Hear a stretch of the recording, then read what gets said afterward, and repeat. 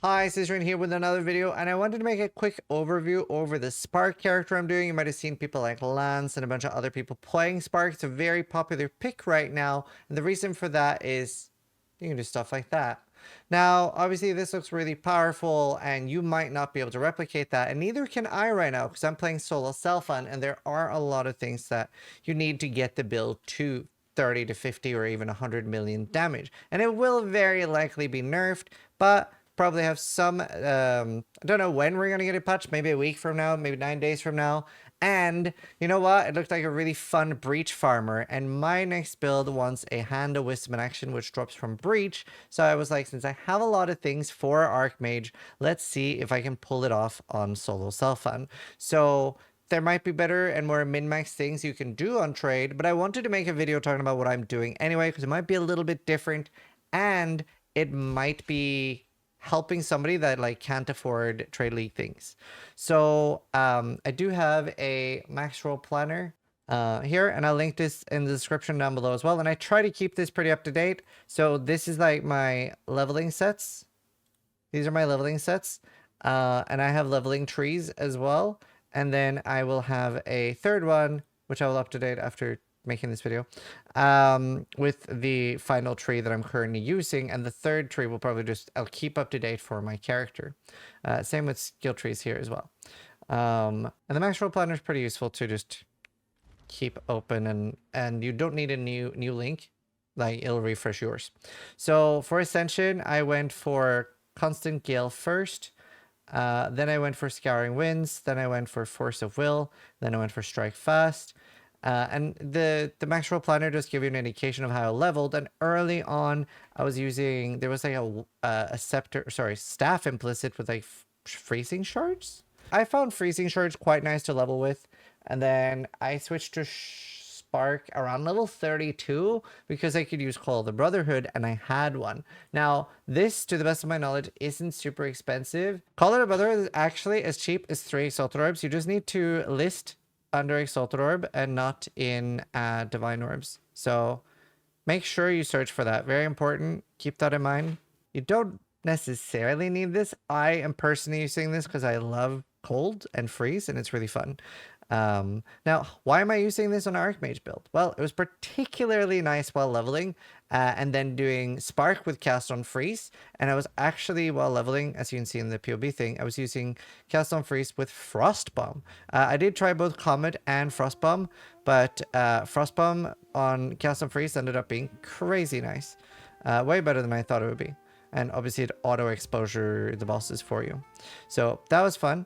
If you don't have a ring like this, you could still probably just level with Spark and do Cast on Shock, and then Discharge should be really nice. That like consumes your shock for giga damage. Now, I want to walk over a little bit the current state I'm in. So most of my gear is kind of whatever right now. This one's quite nice, but the big downside is I already have one of the big endgame items for this build, which will be this, because it does give a decent amount of mana. Actually, it's more about the energy shield it gives, I guess. It gives me 2,400, so it is quite nice, and you actually get to keep that while you are EB Mom, which I am not on this build. So I don't have a ton of my damage from Archmage yet. I will be getting more. So it's very much a hybrid build right now. So I'm freezing everything. I'm freezing bosses. And it felt very safe. So I'll hover over on my gear. It is in the planner as well. And I focused a lot on rarity. I'm focusing on farming Breach. And currently I went pretty much from tier 1 maps. Got 2 or 3 levels there. And then I was like, I can do tier 5 maps. Got 2 levels there. And then I was like, send it. I can do tier 11s. And then I've just been doing tier 11 breaches already to farm breach charge, because the splinters don't drop in tier 10 or below. This gives me a lot of damage. Very happy with that. And I don't need the defense of the other additional one. A cool thing that I want to try on this build that I've been trying to corrupt Spirit on my helmet. and then get a chest with like 600 energy shield and spirit, because I want to see if I can fit on top of these auras like Archmage and Grim Feast. I want to get an additional 60 spirit, which really does need the Helmet Corruption spirit, which they can't roll normally. It's only from Wild Orbs. I want to see if I can run either cast on Shock or cast on Freeze Discharge. I think that'd be really fun. Other than that, Ghost Wraith, absolutely insane. It's super cheap, and look how much defense I'm getting from it. And it lets you be CI still. So it's kind of busted. Runes is just kind of whatever. You can see I have open runes in my helmet because I'm already res capped and I don't really want to brick my helmet. And then you can see that since I am hybrid at the moment and I haven't gone full lightning like most Archmage builds, you can see that I'm focusing on like additional damage per ailment. So I get 2 shocks, I get freeze, and I get ignite from Flame Wall. So actually 60% increased damage from that, and then increased exposure. I don't have lightning exposure right now. Other than that, some mana regen, lots of energy shield, trying to avoid things like this because I do still want mana. Lots of nodes here. Now I'm moving over here. I am probably going to take that because obviously I do still do a decent amount of lightning damage, but at the end of the day, it is a lightning skill. Even though I am fully converting to cold, and again, Archmage cannot be converted. All the gems will be listed in the Maxroll thing as well, so check that. It's very easy as an overview. I don't really use Frostwall anymore. Another thing that's quite important is having Sigil of Power, ideally with something cast speed, on the offhand, and then you put that to only be used. Actually, it automatically only uses, but put your other things to like set one. So you put that, and then boom, go back to casting, and it switches for you. So that's nice. I'm using, let's see, that's probably my least important one. I'd say that would probably be the order. Acceleration, Arcane Tempo, Control Destruction, Inspiration, and then Rising Tempest is really nice. Wait, I don't need Rising Tempest. I thought it did something different. We should actually have a different support. And then for the last gem, I'm probably going to use Lightning Mastery. I was trying Rising Tempest, but I'm not using cold gems and stuff enough. I'm kind of using Frostbomb, so it is 24 more damage. It depends what you want to use. Rising Tempest will rely on the fact that you're using multiple elements.